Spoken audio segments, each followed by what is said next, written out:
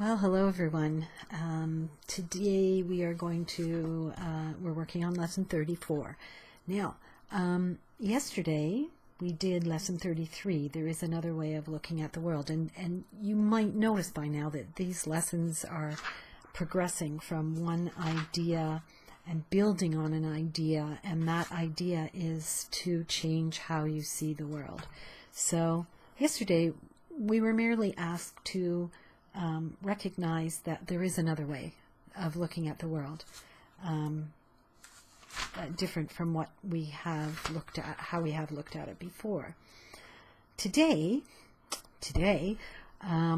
we're going to actually take a look at this and the idea that I could see peace instead of this. So, whereas yesterday we said there is another way of looking at the world, today we're deciding that it's peace that is that other way. So I could see peace instead of this because I think a lot of times the way we see things is the thing that brings us into our suffering, and then we have a hard time letting it go because we get caught up in it.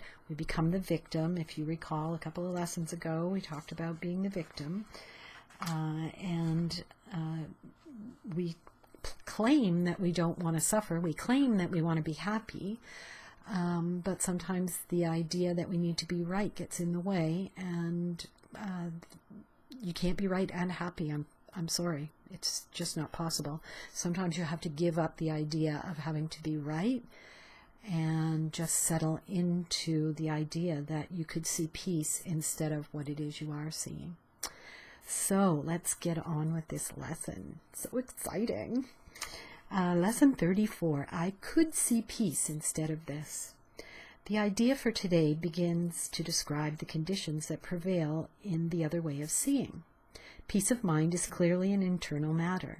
It must begin with your own thoughts and then extend it outward. It is from your peace of mind that a peaceful perception of the world arises.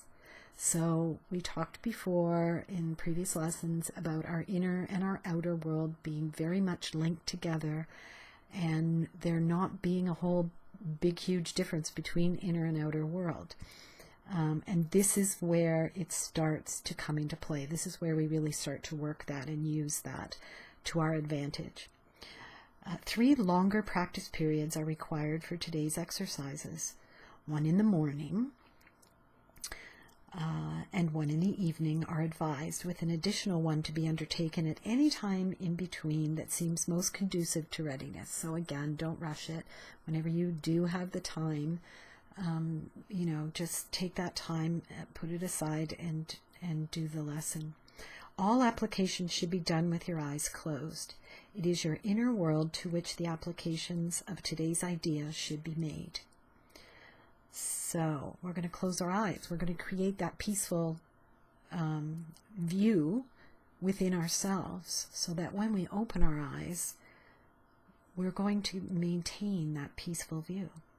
Some 5 minutes of mind searching are required for each of the longer practice periods. Search your mind for fear thoughts, anxiety-provoking situations, offending personalities or events, or anything else about which you are harboring unloving thoughts. Note them all casually, repeating the idea for today slowly as you watch them arise in your mind, and let each one go to be replaced by the next.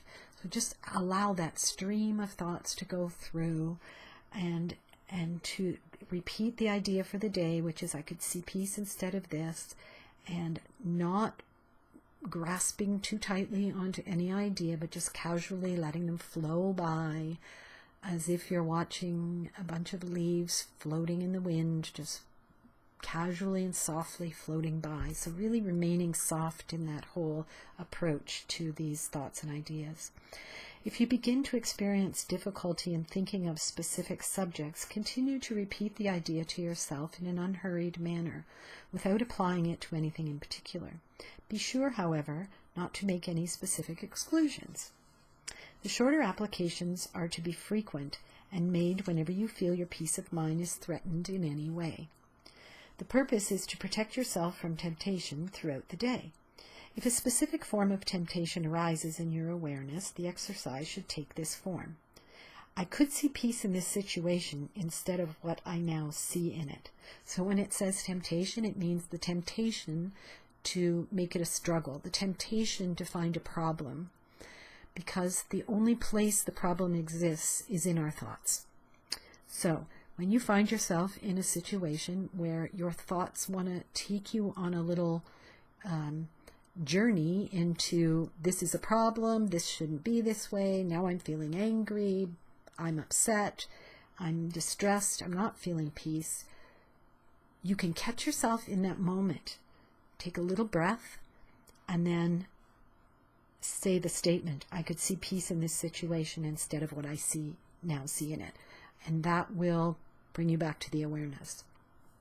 It's a practice, and you will not always catch yourself, and that's totally fine. But the times that you do catch yourself and you do use the statement, it is like training a puppy on paper. Is that the puppy leaves the paper and you bring them back. The puppy leaves the paper and you bring them back. That's what you're doing to your thought process and to your mind. It's your mind starts wandering to problems and you bring it back to peace.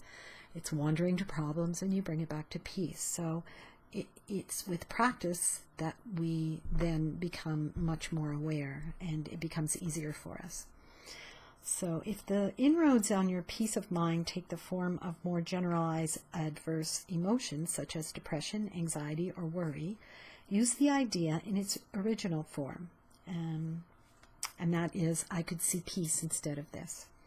If you find you need more than one application of today's idea to help you change your mind in any specific context, try to take several minutes and devote them to repeating the idea until you feel some sense of relief. It will help you if you tell yourself specifically, I can replace my feelings of depression, anxiety, or worry, or my thoughts about this situation, personality, or event with peace. So I can replace my feelings of depression, anxiety, or worry, or my thoughts about this situation, personality, or event with peace. That is going to work amazingly. That's really going to help you. It's really going to pull you back into the awareness. It's really going to help you to recognize those times that you're so used to going into a place of creating a problem and thinking it's a problem, and all these things that are taking you out of your peace.